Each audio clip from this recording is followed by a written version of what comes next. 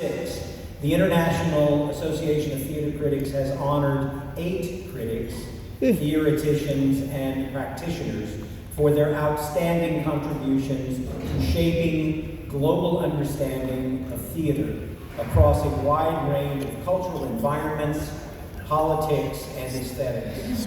Those first 8 honorees were Eric Bentley, USA, 2006, Jean-Pierre Sarzac, France, 2008, Richard Schechner, USA, 2010, Kapila Vatsyayan, India, 2012, Eugenio Barba, Denmark, 2014, Femi Ozofisan, Nigeria, 2016, Hans Tiesleben, Germany, 2018, and Tadashi Suzuki in Japan, 2020.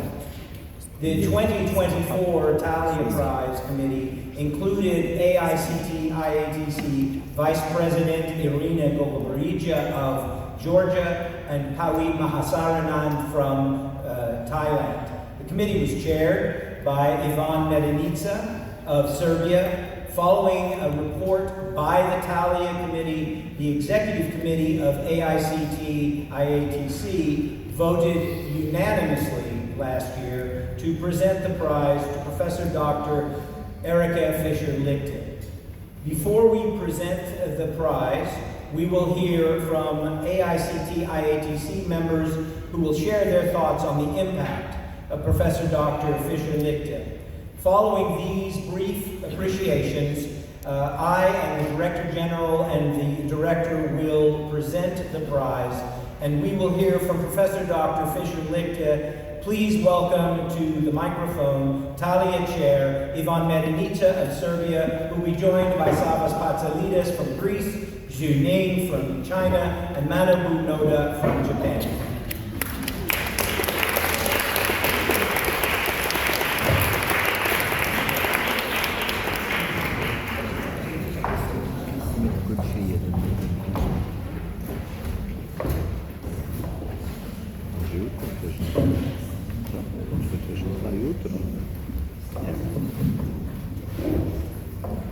Hello everybody, once again, during this long day, but very fruitful and very exciting.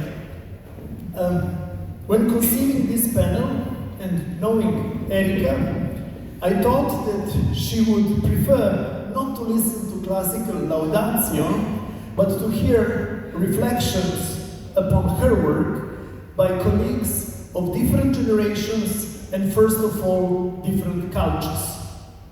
I got this idea because in the last few decades, Erika committed herself to the research of what she calls the interweaving performance cultures. In her perspective, the concept of the interweaving performance cultures does not mean the same thing as the better-known concept of intercultural theater. In Erika's own words, and I'm now quoting from her Routledge Introduction to Theater and Performance Studies, quote, "The concept of intercultural theater makes the false assumption that cultures are sealed entities, once Japanese, always Japanese, once European, always European. Instead, cultures are immersed in a continuous process of change and exchange.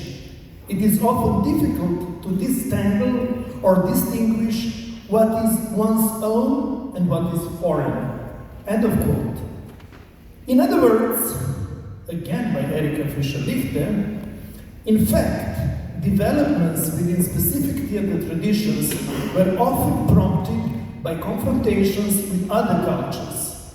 Any given culture would appropriate individual elements of the other traditions and weave them into its own theatrical fabric in order to expand its possibilities and means of expression. End of quote. After publishing books in which she researched different aspects of the interweaving performance cultures, such as, in addition to already mentioned and quoted Routledge Introduction, the transformative power of performance, or the Aesthetik der Performativen, or Dionysus Resurrected, performance of Euripides de Bacchae in Globalizing World, Fischer-Lichte continued her exploitation in this field. Together with her collaborators, she has been mapping all the performance-related notions, terms, and concepts in non-European cultures. This is a very good moment, I think, a Schlagwort in German. This is a very good Schlagwort to invite other panelists to take part in this presentation. We are first going to the homeland of the Western theatre, Greece. Our first speaker is Savas Patsalidis, whom you know very well, theatre critic, editor-in-chief of the IATC journal Critical Stages, and professor at the University of Thessaloniki, which is named after whom else than Aristoteles. So Savas, floor is yours. Hello. I saw Erika a few weeks ago when the Department of Theatre of the Aristotle University of Thessaloniki awarded her the honorary doctorate of the department.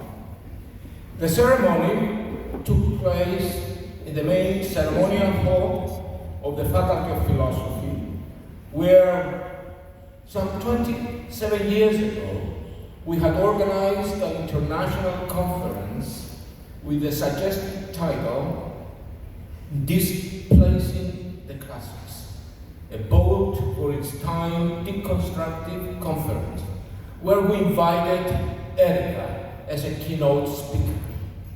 It was the first time we met, and also her first visit to our university, along with a group of important scholars in the field.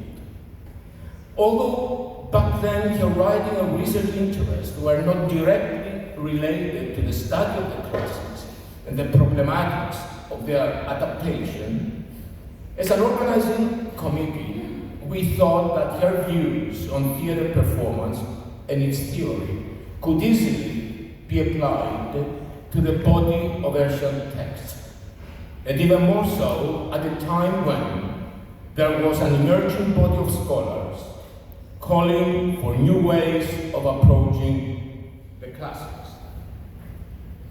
After all, this was the aim of the conference, to counter the sterile, text-oriented and unimaginative readings of the classics. It is to this end that we approach scholars ready to break or have already broken away from the unproductive literary readings toward another direction, fresh, liminal, less predictable, and more international and cosmopolitan. It was the time when European culture was shifting its perspective from being a culture of text to more performative cultural modes.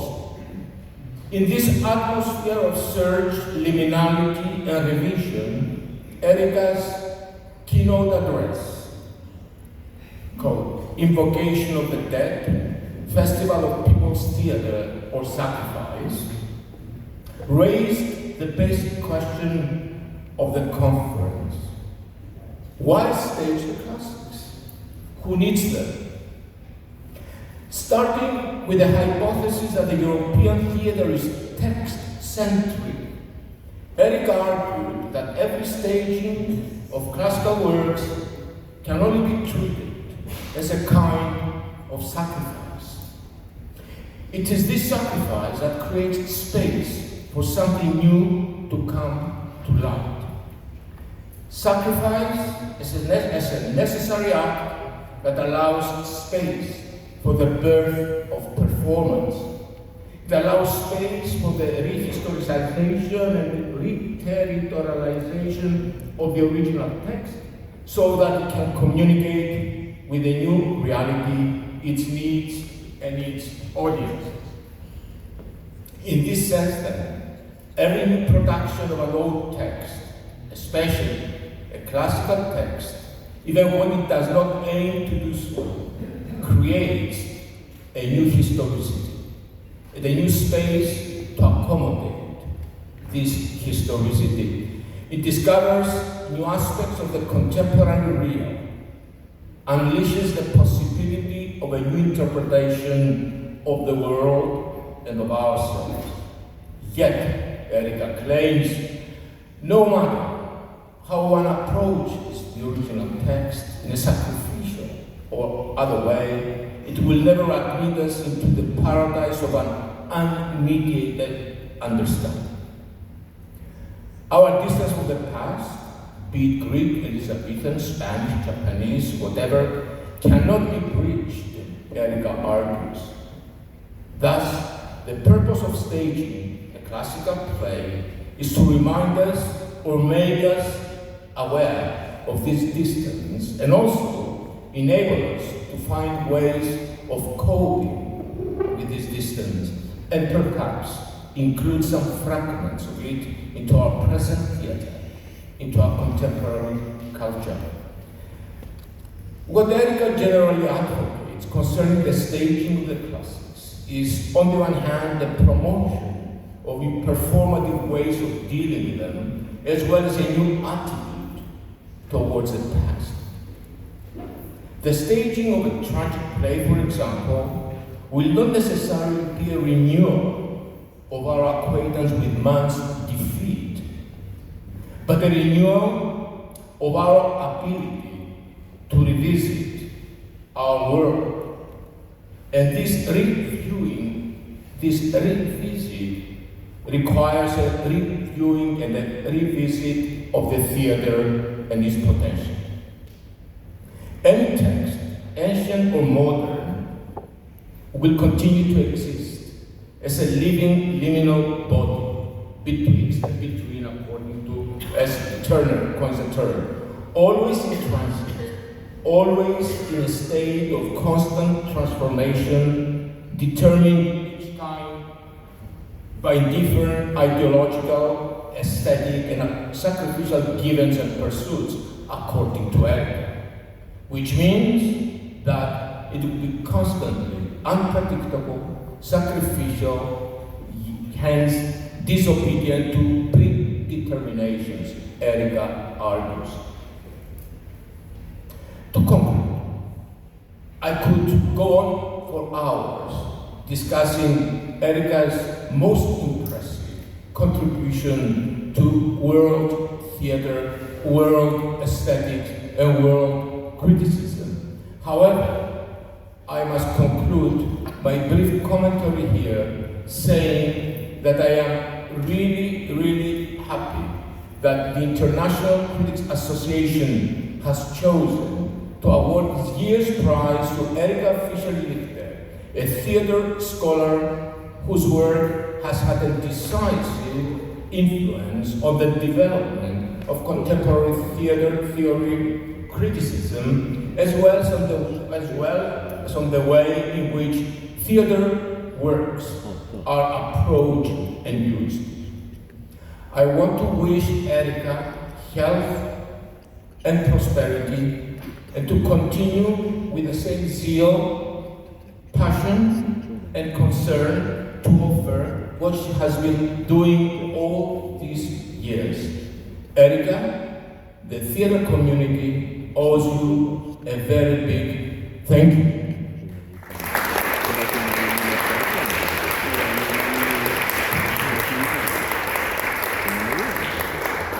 Savas, thank you very much for these inspiring words. As you all know, Aristotle's Poetics was written in 4th century BC, but upon certain assumptions, the famous text about performing arts, a manual for performing arts in Sanskrit, Natya Shastra, was written even before that. Upon certain assumptions, the work on Natya Shastra started in 6th century BC. So we are now going to even older performance cultures than the ancient Greek ones, to those from Asia. And I would like to ask our next speaker Zhu Ning, researcher at the Central Academy of Drama in Beijing, to give us her speech. Thank you. So can I stand? I would like to stand to present. Dear Professor Fischer-Lichte and dear colleagues, I'm Juning from China section. I am so honored to have the chance to express my congratulations and admiration to Professor Fischer-Lichte. As a renowned theater scholar, Professor Fischer-Lichte, your name is familiar to most of Chinese theater scholars and the young theater students. Your remarkable works, The Transformative Power of Performance, A New Aesthetics, has been translated into China in 2012.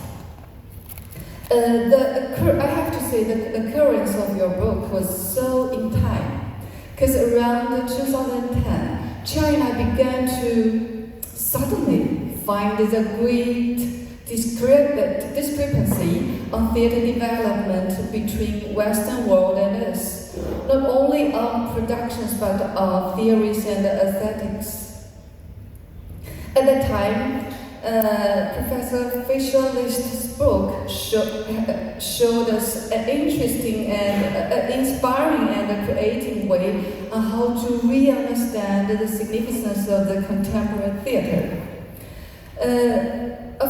The good news is Chinese theater now is developing very fast and is full of dynamics now, and with China section's efforts, Chinese critics are very active now as well, completely not as what they used to be, mute.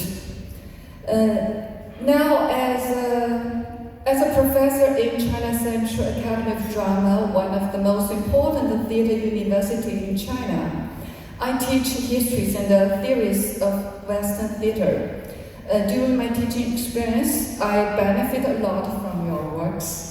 The transformative power of a performance, a new aesthetic, is one of the master reads for the sophomore students. And when I discuss Chinese stage works of our Western plays in China, in the class, I use and argue your concept of interweaving performance a lot. For the third year undergraduates, they are required to read part of the semiotics of a theater. Since it is an English version and not easy to understand, they only read the introduction part under my guide. Even so, it is too difficult and the students complain sometimes. But it proves that this reading helps them with analyzing theater and writing criticism a lot. So I insist, asking them to read and to make a book report. For my MA students, in their first year, the English version History of European Drama and Theater is one of the books we discuss a lot. I myself am also interested in your later works such as the Dionysus resurrected the performances of Euripides, the Bacchae in globalizing world, etc. It is a pity that only one of your works has been translated into Chinese. So in future, I hope I can translate some of your books from English version to Chinese. After all, learning Deutsch from now and then translating is too time-consuming, and I cannot wait that long. Although it is only the second time we meet, the first meeting was in Serbia, thanks to Ivan's invitation. I take you as a long-time friend, since we actually always read you, talk about you, and argue with you. I personally also take you as my mentor. Your works inspire me really a lot by pulling the trigger of the reacting chain of the search for the theater significance. And I will try my best to pull the trigger of the self-searching chain for my students, helping them creating their own significance in the world, which is still full of pride and prejudice. Thank you.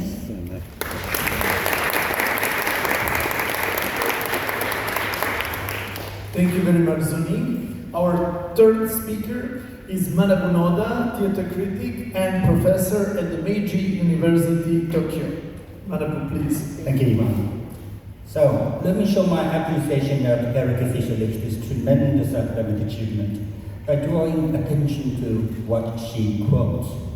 You are what you write, and in more senses than one, what you write is what you quote. Just as in theater, where cultural quotes are the currency in action. In her autobiographical essay published in 2005, she quoted the theater critic Friedrich Lüft, who said, and I quote her quote, "Theater is necessary, most of all in times of misery," end quote. This radio soundbite is from Germany soon after World War II.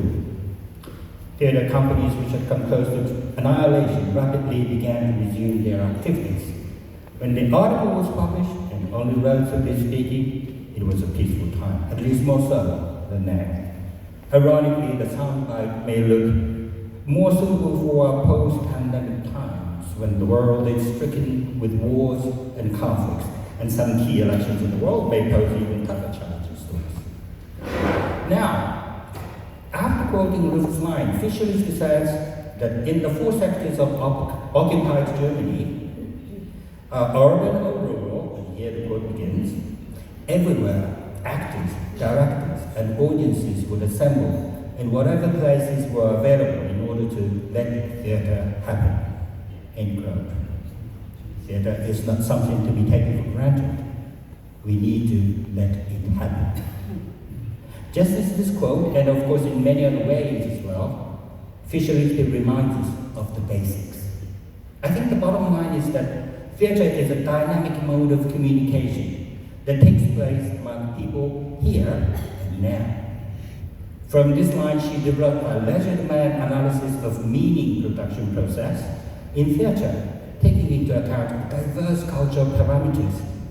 As we find in her 1997 show At the Gaze of Theatre, quote, stories, rituals, ideas, concepts, perceptive modes, conventions, rules, techniques, actions, behavioral patterns, objects, etc., are circulating among the different spheres, traveling to and fro, end quote.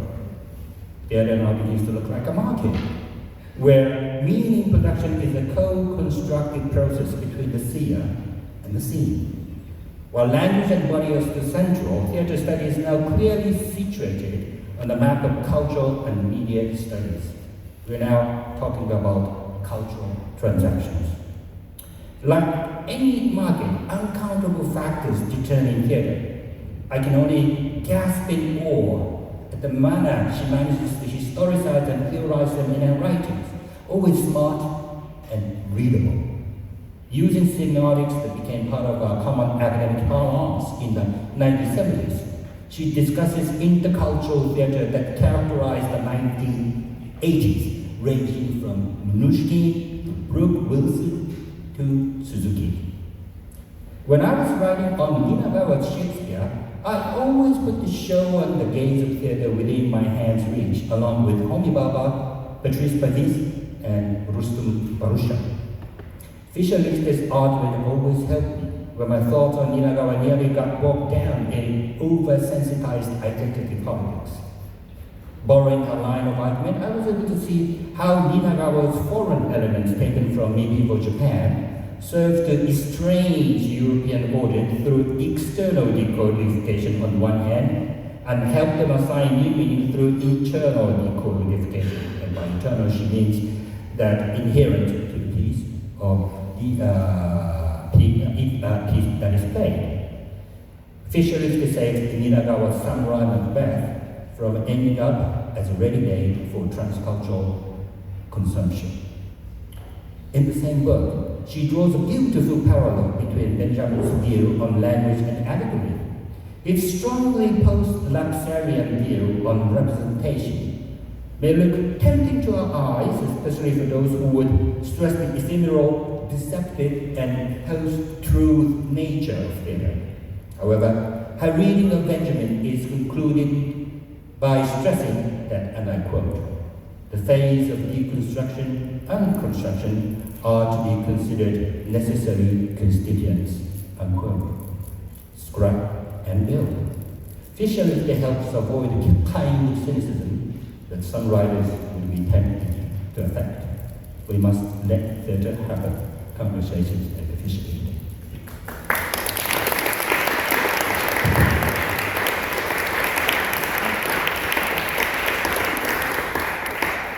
Thank you, Manabu. Thank you to all our three panelists. And before finishing this short overview of the work of this year's Thalia Prize laureate, let me end very briefly a few more general notes about the work of Erika Fischer-Lichte. For the very obvious reason, which is the profoundly intercultural gathering that we are performing here, my focus at the beginning of the panel was Erika's concept of the interweaving performance cultures. But one should not forget that this is not the only field of research in her long, diverse and fruitful career. Erika is, let me put it in this way, first and foremost a brilliant theatre historian. In this field, her sublime work is history of European drama and theatre. She approaches this topic in a critical, thoughtfully elaborated perspective, through representation of collective identities, their construction and deconstruction in drama and theatre. It is also important to stress that during her long career, Erika has been changing theoretical and methodological frames, but not because she has been following fashionable trends. And believe me, as a lot of us here know, fashionable trends are present in academic research even more than in fashion itself. Quite the opposite. Fischer-Lichte has been pursuing, I would dare to say, a very German dialectic approach in her research. That's why she convincingly argues that her work in the field of theatre semiotics from the 80s, and I'm referring here to a book on the same name, The Semiotics of Theatre, has not been cancelled by her later research on the aesthetics of performativity. As she stresses herself in her writings, and as she once told me personally, but Ivan, these are only two sides of the same coin. The aesthetic of performativity is maybe more suitable theoretical frame for researching performance itself. This temporary, intense, mutually conditioning exchange between actions of performance and reactions of spectators, which Erika labels as autopoietic feedback loop, to stress another key concept by Erika. On the other hand, the semiotic approach is still suitable to analyze the very text of the show, its artistic plan that we label as staging or Inszenierung. And here we come to theatre criticism. Whenever we, the critics, refer in our reviews to the audience reactions, when we stress their importance for the development of a certain show, we are using, consciously or unconsciously, Erika's concept of the autopoietic feedback loop. Last but not the least important, besides being an extraordinary academic, Erika Fischer-Lichte is also a master in scientific policy, a real zone politikon. As far as I know, she is one of the rare scholars outside of the Anglo-American world who developed an impressive, internationally acclaimed infrastructure for theatre and performance research. I refer to the International Research Center Interweaving Performance Cultures at Freie University Berlin, the university where Erika has been teaching since 1996. I'm very glad that Dr. Christel Weiler, both a good spirit And the engine of this center is with us today. And hello, Crystal, and welcome to this gathering. For the end, a fun fact. Some of the previous laureates of the Thalia Prize, like Femi Osofi-san from Nigeria, and some of us, members of the IATC, like one of the world's leading theater scholar, Professor Emerita Maria Shevtsova, were fellows in this center. As we are really running out of time, let me finish here by expressing on behalf of all of us and my personal name, my deepest gratitude to you, Erika, for everything you have done for the understanding of theater and performing arts in general on the international level. Thank you very much, Erika.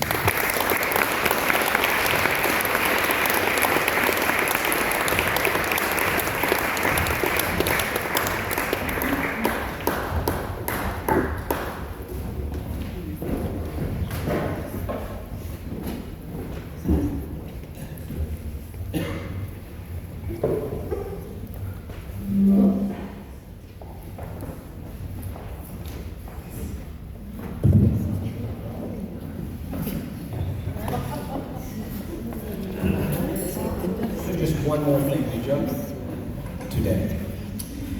It is difficult to imagine the world of theater scholarship and theater criticism without the brilliant work and the brilliant mind of Professor Dr. Erika Fischer-Lichte. It is my deep honor to have this opportunity to be part of honoring you, Erika. We have followed your work for so many years. I have with me, of course, Director General Nemecek and Director Petrova, who are also going to make a little presentation, but I want to first show you the actual Thalia Prize. They don't want me to hold this for a second. This is the Thalia Prize.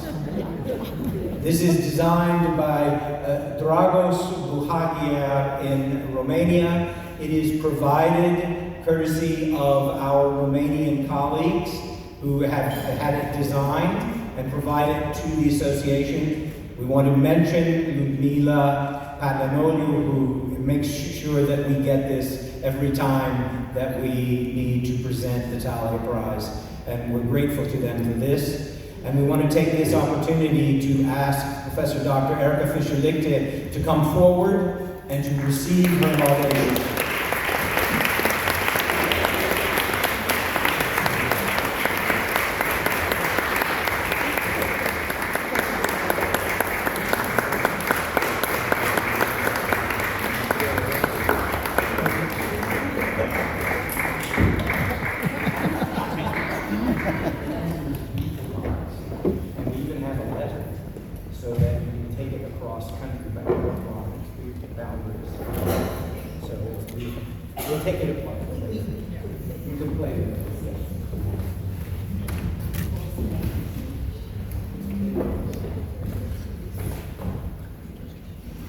And I believe there are also some flowers for Kristen. Yeah, okay. Would you want me to take this? Yeah, okay. Yes. Okay. Yeah. We'll let it So, yes, I just said, I want to say a few words because we're just getting so many things and such a praise and not being able to answer to that, that's not my style. It was too much praise to start with that, because I must admit, whatever I did was just fun for me. When I had to do something, it was just that this has to be done now in order that we get this or that, and there was always a goal behind, and I always tried to get together the best possible people in order to have things done. So I think there is not much to praise. It's just having the right people at the right time to do the right things. And I think that worked quite well for many, many years. I mean, I went into, how do you call that, pension or whatever it's called, 2 years ago. That is when I was already 79, you know, because I hated to stop. And therefore, I tried to get the next project before I reached the age of 68, because this is when you have to stop in Germany. So I managed to get the wonderful project of interweaving performance cultures when I was 65. So I could go on for another 8 years, and since this worked so well, I could persuade the people who granted it to give me another 2 years for that. And that's what they did, and so I could go on until I was 79. So this was fantastic. I think it was the best time we ever had. Crystal, do you agree? It was the best time we ever had while we have this wonderful interweaving performance cultures, where we have the opportunity to invite colleagues from all over the world who worked on some fascinating subjects and to continue their research for a year in our institution. And we profited great. I mean, it's not that we just wanted to help the others, we were also, well, quite egoistic. We thought, how do we profit from all that? We get together a bunch of great people, scholars from all over the world, so things might happen that otherwise will never be possible. And so I said, it was all very egoistic. We profited from it. Yeah, it was. I mean, what do you think did I learn from that? I would never ever have got any idea about in my life without that institution. And so far, I thank everybody who contributed to our center and helped us having such a wonderful, and I see a few faces here who have been there and could confirm that we all had a wonderful time there. And that now, after that, I'm awarded this prize. Well, this is really topping that, topping it. I'm a very lucky person that this just all comes to me without, I do not think one can deserve something like it's just coming because there were some lucky circumstances. And when I look back in my life, there have always been such kind of lucky circumstances. And I'm very grateful that these circumstances were there, and now again is there one, and rewards me this wonderful walking stick. I mean, don't laugh. I mean, I will be, next month, I will be 81. So I'm at an age where I think surely in not so far a time, I will need this to walk with that on the street. You need to defend yourself. It's very if there's something like, your old woman go beside, I just take it and like that, and then we will go away. So it's wonderful that you honor me with such a great thing. It's really to say that after so long career, now being honored with this prize, that really means a lot to me. So thank you very, very much for that. It's our honor.